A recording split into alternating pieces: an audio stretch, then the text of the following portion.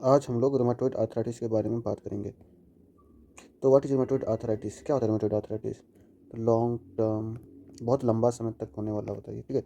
Long term auto immune, हम लोग का इम्यून सिस्टम खुद ही अटैक करता है अपना, मतलब कोई हेल्दी सेल में, ठीक है।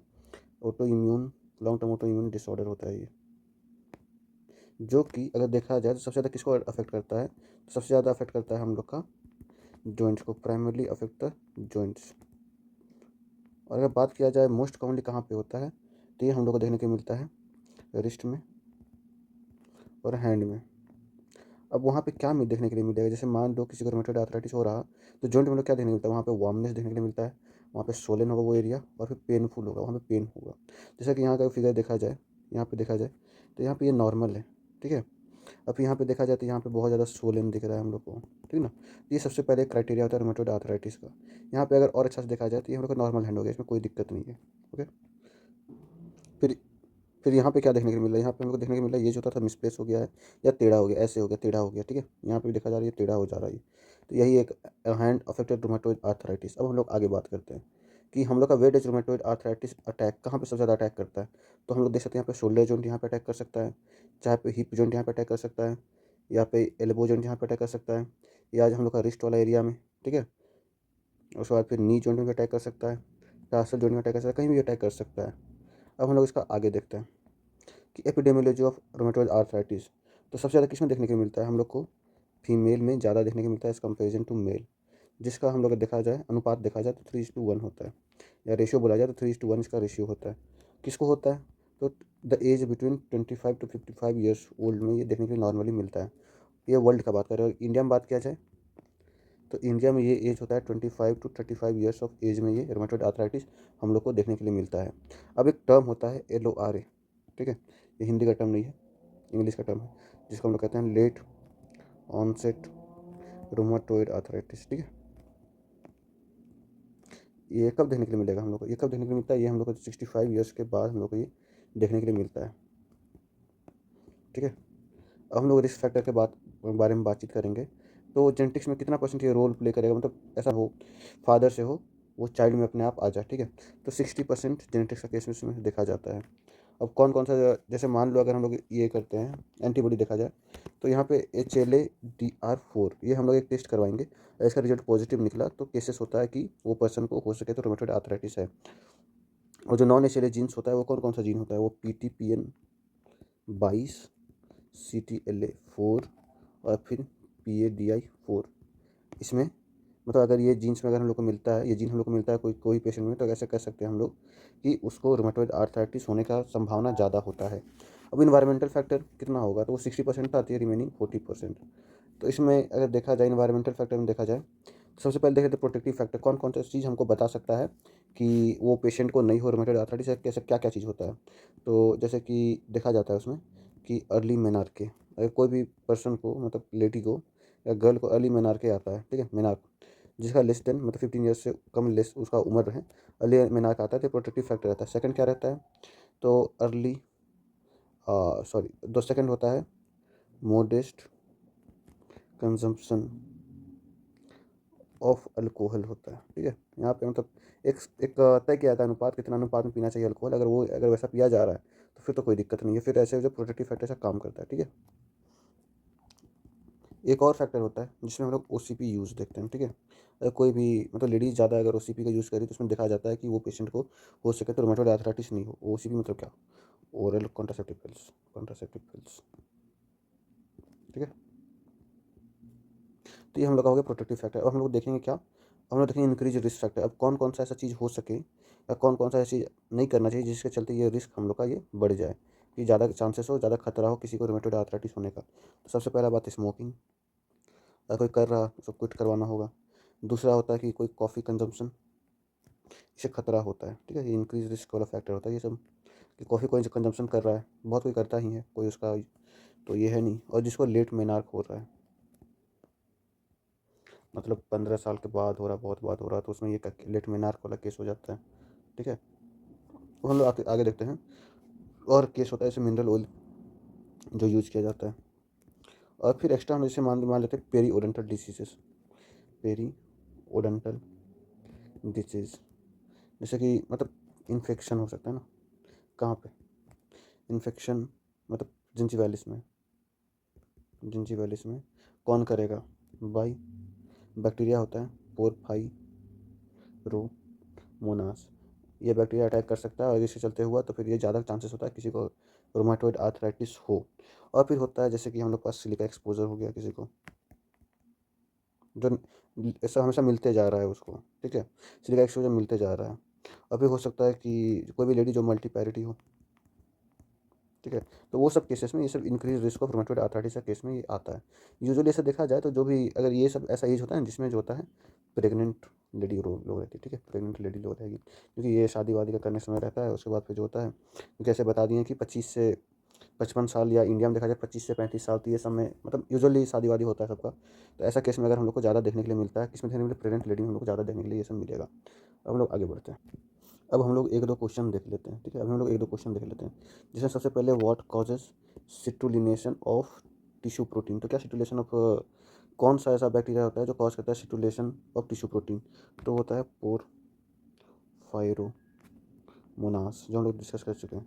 अब यहाँ पे हम लोग देखेंगे सिटुलेशन क्या होता है, तो ये जो होता है ना पोस्ट ट्रांसलेशन प्रोसेस होता है या मॉडिफिकेशन होता है, पोस्ट ट्रांसलेशन मॉडिफिकेशन किसका होता है, प्रोटीन का प्रोटीन का मॉडिफिकेशन होगा, ठीक है, post translation modification of protein, जिसमें से जो होता है ना, ये आर्जिनिन जो होता है हम लोग का, आर्जिनिन जो होता है, आर्जिनिन एमिनो एसिड, वो कन्वर्ट हो जाता है सिट्रुलिन एमिनो एसिड में, सिट्रुलिन एमिनो एसिड में ये कन्वर्ट हो जाता है। समझ में आया क्या होता है सिटुलेशन।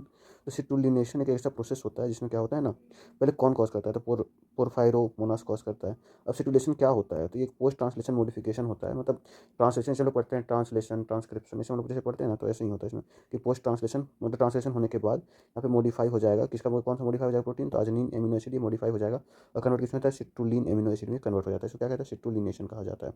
अब हम लोग देखते हैं what is found in rheumatoid arthritis that is produced against citrullinated peptide. तो क्या मिलता है हम लोग को यहाँ पे, हम लोग मिलता है एंटी CCP एंटीबॉडीज, ठीक है, ये हम लोग को मिलता है। अब हम लोग बात करेंगे पैथोजेनेसिस का, ठीक है। तो क्या होता है, जैसे कि हम बताएं कि यहाँ पे जेनेटिक बैकग्राउंड हो सकता है, इन्वायरमेंटल इंसल्ट हो सकता है, माइक्रोबायोम चैलेंजेस जैसे बताएं, पोरफायरोमोनास जिंजिवालिस बताए थे, ठीक है।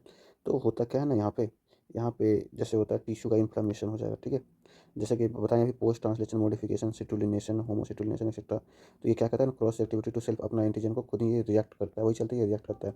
और जो होता है ना इम्यून टॉलरेंस जो होता है, यहाँ पे हम लोग इम्यून टॉलरेंस टूट जाता है, इस चलते हम लोग को सिस्टमेटिक ऑटो इम्यूनिटी होता है, जिसके चलते हम लोग को टिश्यू इन्फ्लामेशन होने लगेगा पूरा, ठीक है, इन्फ्लामेशन इन्फ्लामेशन इन्फ्लामेशन। और यहाँ पे लिम्फोसाइट एक्टिवेट हो जाएगा और फिर सर्कुलेटिंग एंटीबॉडी पर सर्कुलेट होने लगेगा, ठीक है। अब मॉडिफिकेशन ऑफ टिश्यू प्रोटीन, अब हम लोग को देखना है कि कैसे मॉडिफाई होता है, सो हम लोग अभी देखेंगे, ठीक है। तो जैसा कि हम लोग देख चुके थे, क्या क्या मॉडिफाई करेगा, तो जेनेटिक बैकग्राउंड, इन्वायरमेंटल इंसल्ट्स, दोनों मिलकर क्या करता है, क्या क्या, जेनेटिक प्लस इन्वायरमेंटल, ठीक है, इन्वायरमेंटल मिलकर क्या करता है, modification of tissue protein, modification tissue protein, ये सब मिलकर मॉडिफाई करता है। और फिर और एक जैसे बताए थे यहाँ पे, और एक क्या था, उसको भी ऐड कर सकते हैं, माइक्रोबायोम चैलेंजेस, जो इसको भी हम लोग ऐड कर सकते हैं यहाँ पे, ऐसे ठीक है, माइक्रोबायोम चैलेंजेस। इस चलते हम लोग को ऐसा हो सके कि ऐसा देखने के लिए मिले। अब जो होता है ना, दिस टिश्यू प्रोटीन, जो ये जो टिश्यू प्रोटीन जो होता है ना, ये एंटीजेनिक हो जाता है, ये क्या होता है, बिकम्स एंटीजेनिक, ओके, ये एंटीजन बन जाता है ये। और डेंड्राइटिक सेल जो होता है प्रेजेंट दिस एंटीजन टिश्यू, तो डेंड्राइटिक सेल जो प्रेजेंट जो होता है, वो जो होता है ना, वो एंटीजेनिक टिश्यू जो होता है, एंटीजन टिश्यू प्रोटीन, वो कन्वर्ट किस में जाता है, वो कन्वर्ट हो जाएगा टी सेल में, ठीक है, ये टी सेल्स में कन्वर्ट हो जाता है। अब बात किया जाए कौन कौन सा ऐसा होता है, तो TH1, इंटरलिक्यून 1 और इंटरलिक्यून 6 और IFN, ठीक है, गामा, इंटरलिक्यून IFN गामा, ठीक है, ये TNF अल्फा में कन्वर्ट हो जाता है, ठीक है। अभी हम लोग बात करेंगे principal cytokine involve in pathogenesis rheumatoid arthritis, तो क्या होगा इसमें, जो हमें क्या पड़े, TNF अल्फा, ये पैथोजेनेसिस ये इन्वॉल्व होता है पैथोजेनेसिस ऑफ रूमेटॉइड आर्थराइटिस में, ठीक है। अब यूजफुल ड्रग्स, अब कौन कौन सा ड्रग्स यूजफुल होता है, सो भी हम लोग देखें। तो ऐसा केस में क्या देंगे, जैसे किसी को जैसे TNF अल्फा जिसके चलते ये पैथोजेनेसिस हो रहा है, जिसके चलते डिसीज़ हो रहा है, तो हम लोग क्या दे सकते हैं, तो हम लोग क्या दे सकते हैं इसमें, anti TNF alpha drugs they देंगे। ठीक है, ये एंटी TNF अल्फा ड्रग्स, जैसे TNF चलते हो रहा है तो हम लोग एंटी TNF अल्फा ड्रग दे देंगे, इसमें ठीक हो जाएगा। अब हम लोग बात करेंगे antibodies seen in rheumatoid arthritis. तो कौन कौन सा, जैसे कि हम लोग क्या देखने को मिलता है, RF फैक्टर्स देखने के लिए मिलता है। ठीक है, और क्या, एंटी CCP एंटीबॉडी देखने के लिए मिलता है। इसका क्या मतलब, जिसका क्या मतलब होता है, एंटी साइक्लिक सिट्रोलिनेटेड पेप्टाइड एंटीबॉडी, इसका ये फुल फॉर्म होता है। ठीक है, और क्या देखने को मिलेगा हम लोग को, एंटी बताएं तो PADI4 एंटीबॉडीज़, ये भी हम लोग को देखने के लिए मिलता है। और क्या देखने को मिलेगा हम लोग को, और देखने को मिलेगा anti CARP antibodies, car antibodies हम लोग यहाँ पे देखने के लिए मिलेगा। अब एंटीबॉडीज़ जो कि सेल एक्टिवेटेड बाय TNF, जो मिली जो मैक्रोफेजेस होता है, वो क्या करेगा, वो क्या करता है, इन्फ्लामेशन कर देगा। ठीक है, इन्फ्लामेशन ऑफ साइनोवियम। ठीक है, इसके चलते क्या होगा, साइनोवियल का प्रोलिफेरेशन हो जाएगा, जिस चलते क्या कॉज होता है, पेनस। और पेनस क्या करता है, इरोजन ऑफ बोन, बोन धीरे धीरे टूट के गिरने लगेगा। ठीक है, अब हम लोग डिस्कस करेंगे क्लिनिकल मैनिफेस्टेशन, क्या क्या हम लोग को क्लिनिकल मैनिफेस्टेशन से देखने के लिए मिलता है। पहले सबसे पहले आर्टिकुलर मैनिफेस्टेशन देखने के लिए। ठीक है, तो इसमें हम लोग क्या देखने को मिलेगा, मोनो या ओलिगो या पोलीआर्थराइटिस। ठीक है, जिसको हम लोग डिस्कस कर चुके हैं कि मोनो क्या होता है, ओलिगो क्या होता है, ठीक ना। और फिर पोलीआर्थराइटिस क्या होता है, मोनो तो सिंगल, ओलिगो मतलब 2 to 3, और पोली मतलब मिनी 2 to 5 ऐसे जोड़ सकते हैं, और 5 से ज़्यादा होगा तो पोलीआर्थराइटिस का केस हो जाएगा। दूसरा होता है, ये जो पोलीआर्थराइटिस जो होता है, ये किसको अफेक्ट करता है, अगर देखा जाए मेनली किसको अफेक्ट करेगा, तो स्मॉल जॉइंट्स को ज़्यादा अफेक्ट करता है। ठीक है, as compare to large joints, दोनों देख चुके हैं ऊपर ही। और फिर ऐसा देखा जाता है कि अपर लिम्ब को ज़्यादा अफेक्ट करेगा as compare to lower limb. ठीक है, तो अगर स्मॉल जॉइंट का बात करें, जैसे हम लोग बोले कि स्मॉल जॉइंट इन्वॉल्व करता है, तो स्मॉल जॉइंट में क्या क्या इन्वॉल्व होता है, तो स्मॉल जॉइंट्स इन्वॉल्व, तो ये सब क्या देखने को मिलता है हम लोग को, कि हम लोग को रिस्ट, ठीक है, MCP और PIP में हम लोग को देखने के लिए मिलता है। तो सबसे पहले MCP का मतलब पहले जान लें, तो इसका मतलब है मेटाकार्पो फेलेंजियल। ठीक है, फेलेंजियल। और PIP मतलब क्या होता है, PIP मतलब प्रॉक्सिमल इंट्राफेरेंजियल, ये फोटो दिखाएंगे अभी, फेलेंजियल भी दिखाते हैं फोटो। तो जैसे हम बताएं कि कौन कौन सा अफेक्ट करता है, तो यहाँ पे MCP PIP, DIP को ये अफेक्ट नहीं करता है। ठीक है, मेटाकार्पोफेरेंजियल जॉइंट को ये अफेक्ट करेगा। ठीक है, या तो प्रॉक्सिमल इंटरफेरेंजियल जॉइंट को ये अफेक्ट करेगा, लेकिन DIP में नहीं जाएगा। समझ में आया, तो हम लोग आगे बढ़ते हैं। तो यहाँ पे हम लोग ऐसा ले सकते हैं कि हम लोग स्पेयर कर देंगे किसको, DIP को। ठीक है, डिस्टल, दूर वाला डिस्टल इंटरफेरेंजियल जॉइंट कोई इफेक्ट नहीं करता है। और बात किया जाए आगे, तो हम लोग क्या देखने को मिलता है, यहाँ पे इन्फ्लामेशन देखने के लिए मिलता है। क्या क्या होगा, सोलन होगा, रेड भी देखने के लिए मिलेगा। ठीक है, टेंडरनेस भी देखने के लिए मिलता है। और फिर ये क्या होता है, ये इरोजिव आर्थराइटिस, कौन कौन कौन सा इरोजिव आर्थराइटिस देखने को मिलेगा हम लोग को, यहाँ पर जॉइंट का जो होता है, यहाँ पर डिफॉर्मिटी हो जाता है। ठीक है, यहाँ पर जॉइंट डिफॉर्मिटी हो जाता है। अब हम लोग आगे देखते हैं, अब कौन सा केस में DIP, डिस्टल इंटरफेरेंजियल जॉइंट जो होता है वो इन्वॉल्व मिलेगा हम लोग को। ठीक है, तो वो सब कब मिलता है, जब किसी को सोरियाटिक आर्थराइटिस हो। ठीक है, आर्थराइटिस हो, या तो फिर इसको नोडुलर ऑर्थो आर्थराइटिस का केस में देखने के लिए हम लोग को मिलता है, जैसे कि बर्साइटिस या टेंडिनाइटिस। ठीक है, अब हम लोग आगे बढ़ेंगे, हम लोग बात करेंगे डिफॉर्मिटीज़ का। अब हम लोग डिफॉर्मिटीज़ के बारे में बात करेंगे कि कौन कौन सा डिफॉर्मिटीज़ देखा जाता है रूमेटॉइड आर्थराइटिस के केस में।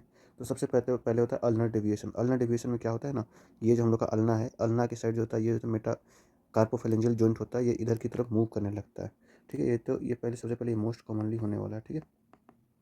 मोस्ट कॉमनली डिफॉर्मिटीज़ होता है ये, ठीक है ना। इसमें क्या होगा कि subluxation of MCP joint, MCP joint, यहाँ पे जो एमसीपी जॉइंट है ये जो होता है ना, ये सब लक्सेट होने लगेगा, मतलब जितना भी होता है ना ये सब इधर की तरफ आने लगेगा, ठीक है। तो ये अल्नार, इसको अल्नार डेविएशन कहते हैं। सेकंड होता है बाउटनियर्स डिफॉर्मिटी। ये क्या होता है, यहाँ पे फ्लेक्शन होगा, कहाँ पे होगा, एट पीआईपी में। यहाँ पे फ्लेक्शन, फ्लेक्शन मतलब ऐसे करेंगे तो नीचे की साइड जाएगा, उसको फ्लेक्शन कहा जाता है, ठीक है।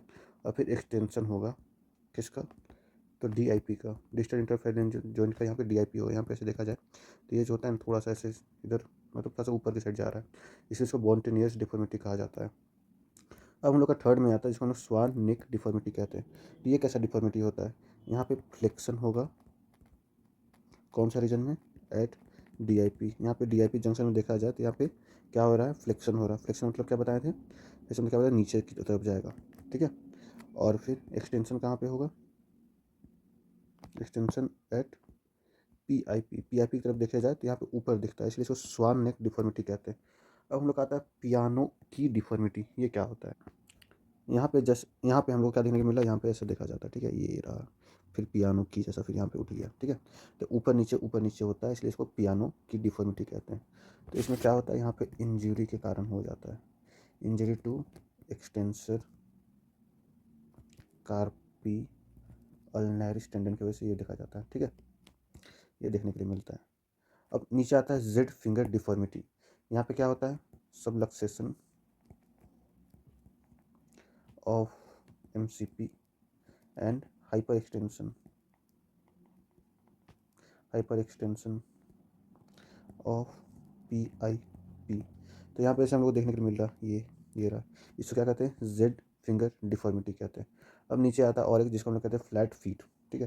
तो फ्लैट फीट डिफॉर्मिटी क्या होता है, तो यहाँ पे हम लोग का लोअर लिम्ब, जैसे यहाँ पे देखा जाए ये हम लोग का नॉर्मल फीट है, यहाँ पे फ्लैट फीट में यहाँ पे देखने को क्या मिलता है, मतलब यहाँ पे देखने थोड़ा सा ऊपर देखने को मिलता है, ठीक है, ऐसा हम लोग का शेप रहता है। लेकिन यहाँ पे पूरा फ्लैट फीट देखने को मिलता है, ठीक है ना। इसलिए इसको यहाँ पे इन्वॉल्वमेंट ऑफ लोअर लिम्ब होता है, क्योंकि लोअर लिम्ब में प्रॉब्लम होता है, फ्लैट फीट। यहाँ पे अगर दूसरा तरीके से देखा जा सकता है, पहले यहाँ पे सीधा दिख रहा है, नॉर्मल क्या होता है, नॉर्मल ऐसे हम लोग का ऐसे होता है, हम लोग का पैर ऐसा होता है। अब हम लोग बात करेंगे एक्स्ट्रा आर्टिकुलर मैनिफेस्टेशन।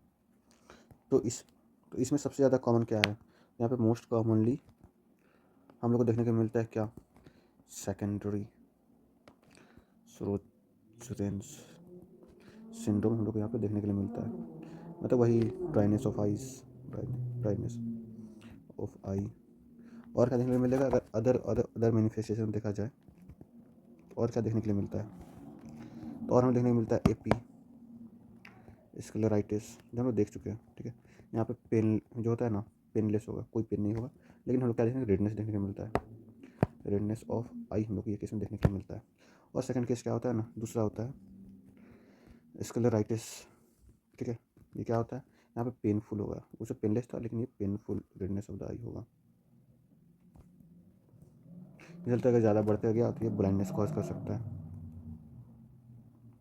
अब इसका ट्रीटमेंट में क्या ऑप्शन देना होगा, तो स्टेरॉइड्स हम लोग इसमें दे सकते हैं, ठीक है। तो ये पहला हो गया ये ऑक्यूलर, कि क्या क्या हम लोग और मैनिफेस्टेशन देखने के लिए मिलता है। अब दूसरा हम लोग आता है हीमेटोलॉजिकल। तो हम लोग को यहाँ देखने क्या मिलेगा, नॉर्मोसाइटिक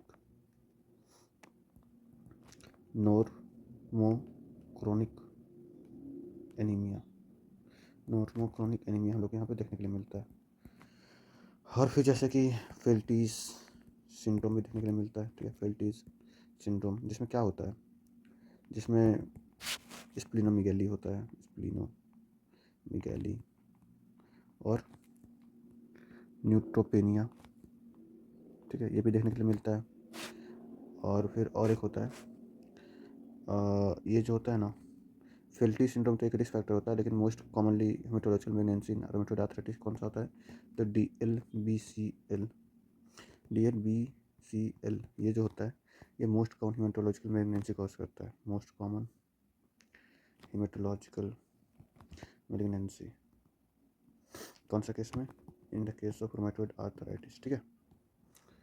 तो हम लोग को क्या देखने के लिए मिलेगा, ये DLBCL मतलब क्या, तो यहाँ पे हम लोग देखने को मिलता है diffuse large B cell lymphoma हम लोग को यहाँ पे देखने के लिए मिलता है। ठीक है, ये जो था मोस्ट कॉमन होता है हेमेटोलॉजिकल मैलिग्नेंसी रूमेटॉइड आर्थराइटिस में, हम लोग को देखने के लिए मिलता है। अब हम लोग बात करेंगे पल्मोनरी। तो पल्मोनरी का बात किया जाए तो हम लोग को यहाँ पे देखने के लिए मिलता है प्लूराइटिस, हम लोग को देखने के लिए मिलता है। इफ्यूज़न हो भी सकता है या नहीं भी हो सकता है। ठीक है, और जो इफ्यूज़न होगा वो क्या होता है, एक्सुडेटिव होता है, जिसमें क्या हम लोग देखने को मिलता है, ग्लूकोज हम लोग को जनरली लो देखने के लिए मिलता है।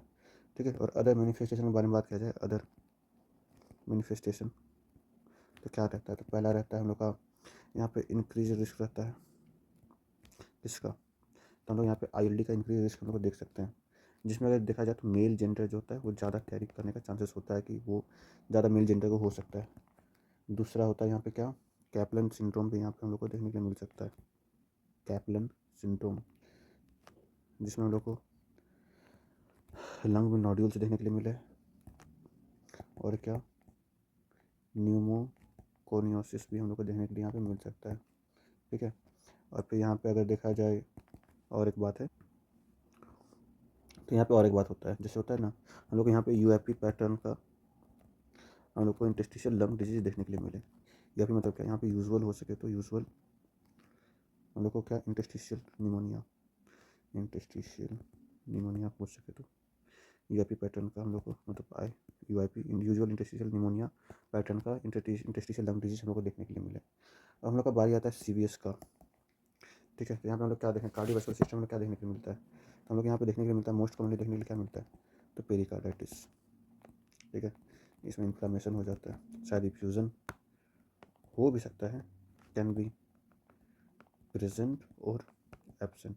ठीक है, और फिर अदर मैनिफेस्टेशन में बात किया जाए तो और क्या देखने के लिए मिलता है हम लोग को, अदर मैनिफेस्टेशन क्या देखने को मिलता है, तो जो होता है यहाँ पे रिस्क, यहाँ पे हाइपरटेंशन में यहाँ पे रिस्क इंक्रीज रिस्क देखने को मिलता है, इंक्रीज रिस्क ऑफ हाइपरटेंशन, या तो फिर हार्ट फेलियर का यहाँ पे रिस्क देने के इंक्रीज रिस्क देखने के लिए मिले। और फिर अगर बात किया जाए डेथ का, most common cause of death in rheumatoid arthritis, तो क्या देखने के लिए मिलता है पता है, यहाँ पे हम लोग को देखने के लिए मिलता है कोरोनरी आर्टरी डिसीज। ठीक है, चलते आदमी बहुत ज़्यादा मरता है यहाँ पे, ये मोस्ट कॉमन कॉज होता है डेथ का रूमेटॉइड आर्थराइटिस के केस में। अब बात किया जाए क्यूटेनियस का, स्किन मैनिफेस्टेशन का बात किया जाए तो क्या, तो हम लोग को रूमेटॉइड नोड्यूल्स मिलेगा, और क्या मिलेगा, सबक्यूटेनियस नोड्यूल्स मिल सकता है, नोड्यूल्स एक्सटेंसर सर्फेक्स में इफेक्ट हो सकता है।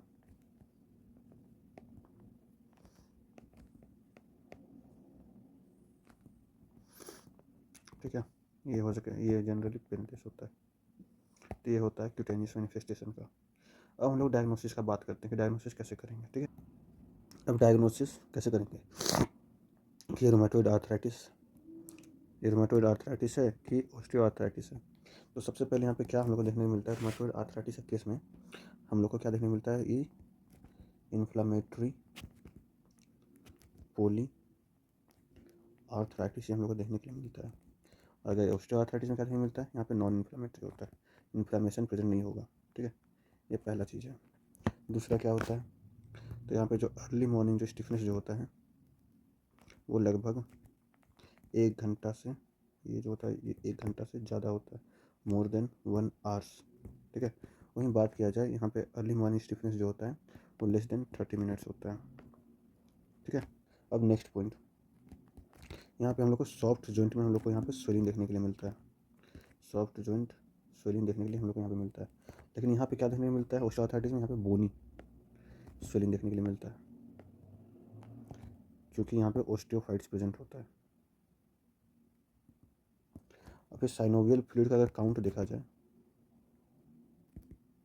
साइनोवियल फ्लूइड का सेल काउंट देखा जाए तो वो जो देखा जाता है 2000 से ज़्यादा होता है, और इसका केस में synovial fluid cell count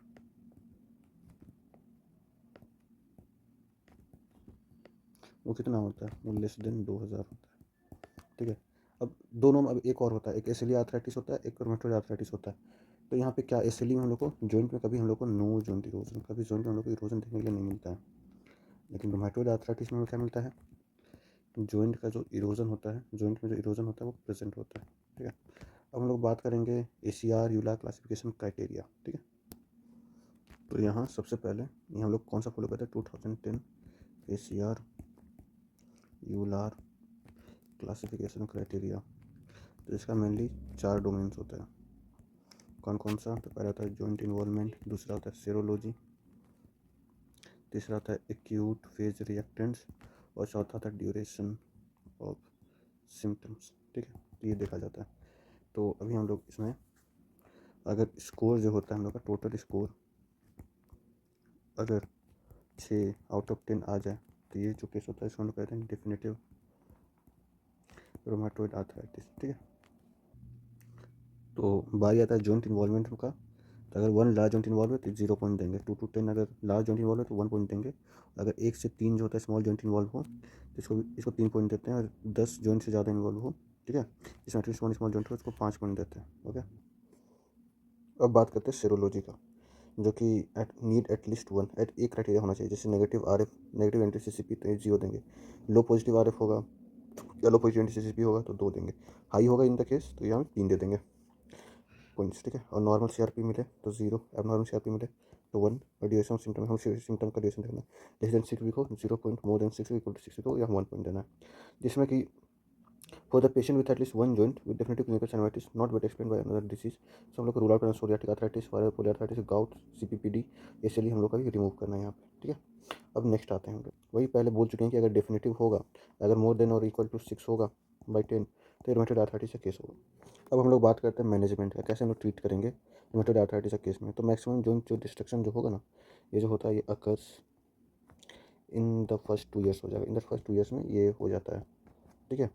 maximum joint destruction इसी में हो जाता है। अगर इससे पहले ट्रीटमेंट हुआ तो अच्छा है, नहीं हुआ तो फिर बहुत दिक्कत होता है। तो फिर अगर कन्वेंशनल डिमांड का देखा जाए क्या क्या यूज़ कर सकते हैं, तो मिथोट्रिक्सेट, ठीक है, मिथोट्रिक्सेट यूज़ कर सकते हैं, इम्यूनोसप्रेसिव ड्रग, लेफ्लुनोमाइड, लेकिन ज़्यादा ये लेफ्लुनोमाइड नहीं देना क्योंकि ये लीवर प्रॉब्लम कॉज कर सकता है। सल्फासालाजीन दे सकते हैं, या हाइड्रोक्लोरोक्विन हम लोग ये केस में दे सकते हैं, ठीक है, हाइड्रोक्लोरोक्विन, ठीक है, HCQs। अब बात किया जाए बायोलॉजिकल डिमांड्स, क्या क्या बायोलॉजिकल डिमांड्स हम लोग दे सकते हैं, तो TNF अल्फ़ा दे सकते हैं, जो कि पहले ही बोल चुके हैं हम लोग कि इस इन द केस ऑफ इसमें TNF अल्फ़ा देंगे। कौन कौन सा देंगे, इन्फ्लीमैब, गोलीमुमैब, या सर्टोलिजुमैब, ठीक है, एडालीमुमैब, ठीक है, ये सब हम लोग दे सकते हैं। और टारगेट स्पेसिफिक डिमांड्स है तो उसमें कौन से देंगे, उसमें हम लोग जैक इनहिबिटर्स दे सकते हैं। जैसे कि होता है हम लोग का बेरीसाइटिनिब, ये जो होता है ना, दर्द को कम करे, इन्फ्लेमेशन को कम करे, ठीक है, टोफासिटिनिब, ये सब इसका वही काम है, जितना निप पे 12 सबका वही काम। अब यहाँ पे 2 क्वेश्चन आता है, which drugs are strictly avoided in pregnancy, कौन सा ड्रग को हम लोग प्रेगनेंसी में यूज़ नहीं कर सकते हैं। तो यहाँ पे मिथोट्रिक्सेट को नहीं देना है, मिथोट्रिक्सेट को नहीं देना है, और लेफ्लुनोमाइड को हम लोग यहाँ पे नहीं देंगे, ठीक है। जब कोई प्रेग्नेंट लेडी हो तो, और फिर कौन सा ड्रग सेफ होगा प्रेगनेंसी में, तो उसमें तो सल्फासालाजिन और हाइड्रोक्लोरोक्विन हम लोग इन द केस यहाँ पे हम लोग हाइड्रोक्लोरोक्विन यहाँ पे हम दे सकते हैं, ये सेफ होता है ड्यूरिंग प्रेगनेंसी।